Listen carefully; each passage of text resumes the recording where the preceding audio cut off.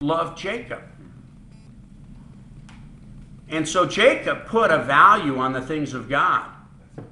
He's cooking the porridge. Whether he plotted to do that or not, I'm not sure. I don't recall. But he's cooking the porridge, and he's willing to make a trade. What? Because he puts value on this God stuff. And his mother loved him for that. Let me ask you, because I don't know if you misspoke or just misunderstood. You said, who did Jacob love? Jacob loved Esau, you said? No, the mother loved Esau, Jacob. Isaac loved. And Isaac loved Esau. Rebecca, Yeah. Rebecca loved Jacob. Isaac loved Esau. Because he ate of his game. Yeah, because he looked at him as probably, well, this is a good old boy. This is a man's man. You know, he's out there hunting all the time and tracking these things down. And man, look at him. He knows how to throw that spear. He knows how to shoot that bow and arrow. Plus, there was the technical fact that he was the firstborn. They're twins, but he did come out first, and because of that technicality, he was entitled to the blessing and inheritance. Esau was. Yes. Yeah. And but the point of it is, he didn't. What I'm trying to say is, he didn't put value on his heritage, and that's why it calls him godless and immoral. And I'm simply saying here that this same principle, and that's why it's used here in Hebrews, applies present tense, now, real time. And when you have Christians that have been born again, that their main experience in Christianity is on Sunday morning for an hour, I think God would look at them as immoral and ungodly, even if they showed up in church faithfully from 10 to 12 one day a week. Where's their heart? Where your heart is, that's where your treasure is.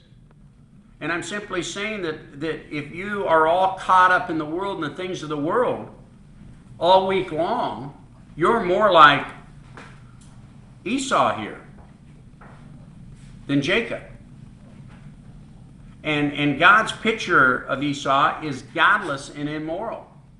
And I don't think it has anything to do with sexual immorality or fornication like some of these books you said.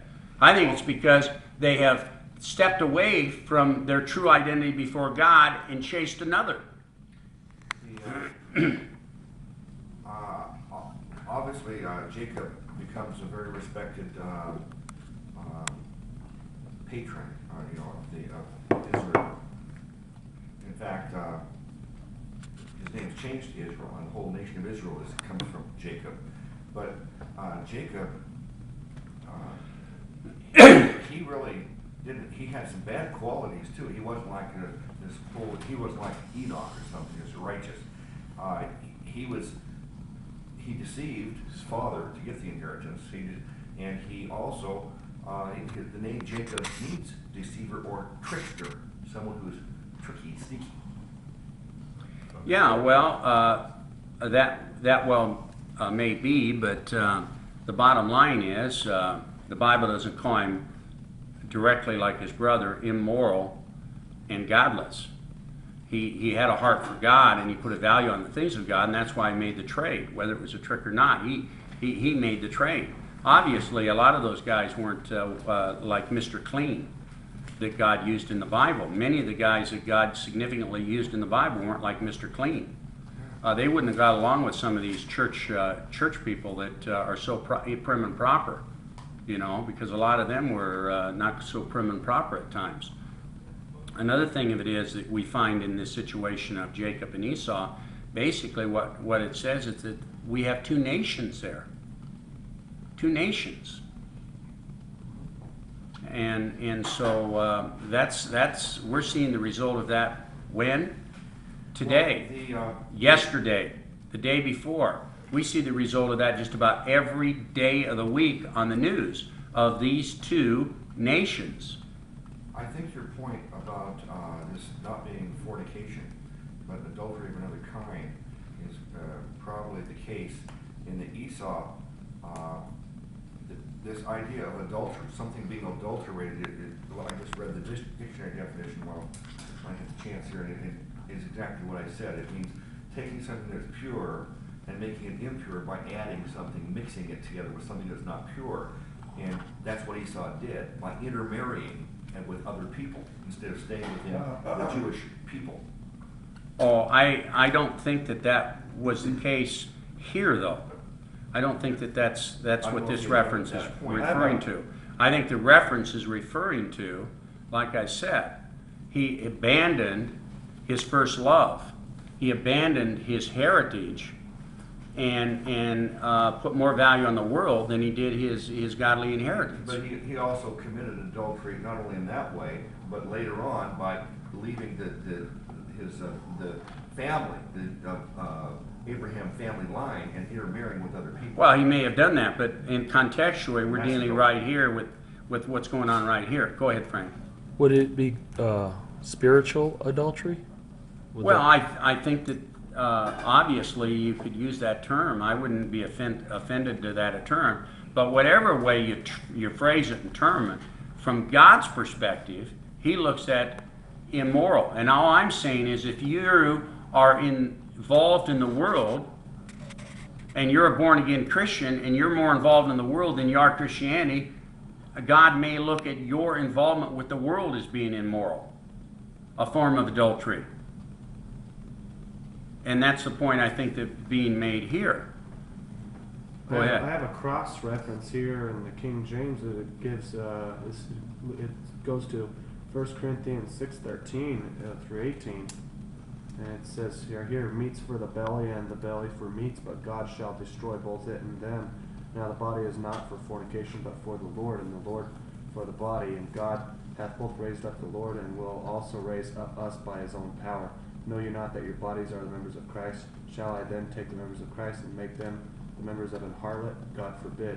What, know you not that he which is joined to an harlot is one body? For two saith, he shall be one flesh.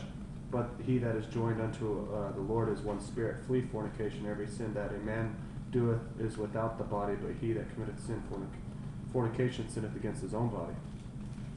Yeah. And all I'd like to specify here is this, is that these guys that write these commentaries and put these footnotes into it, you know, are not necessarily the fastest guys out of the blocks, okay? And somebody prints their book and somebody prints their commentary and we all think that they're some big godly person. These people, this Bible is involved in put it this way, even the apostles that lived with Jesus didn't get it. So lots of people don't get it nowadays.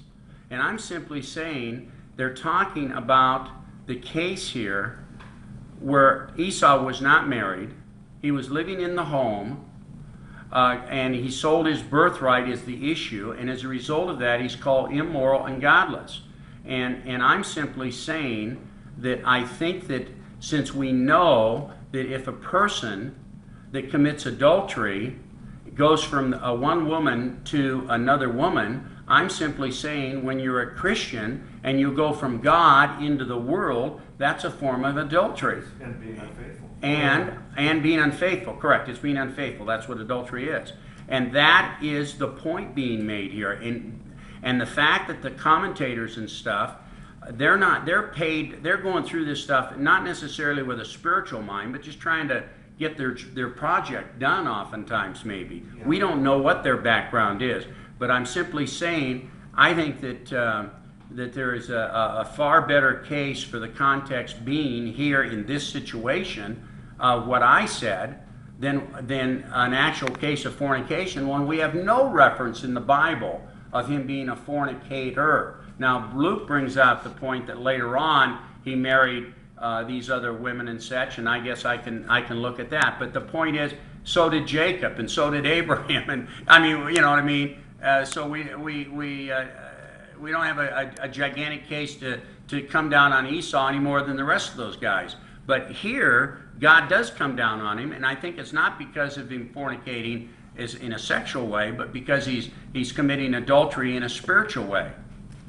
I think that's the issue here, and I think that's contextually the issue that the writer of Hebrews is attempting to warn these folks that he's talking to is when you step out of the new covenant and go back into the old system, when you're saved, you're committing adultery. You're becoming immoral, is the point that I think the writer is attempting to communicate.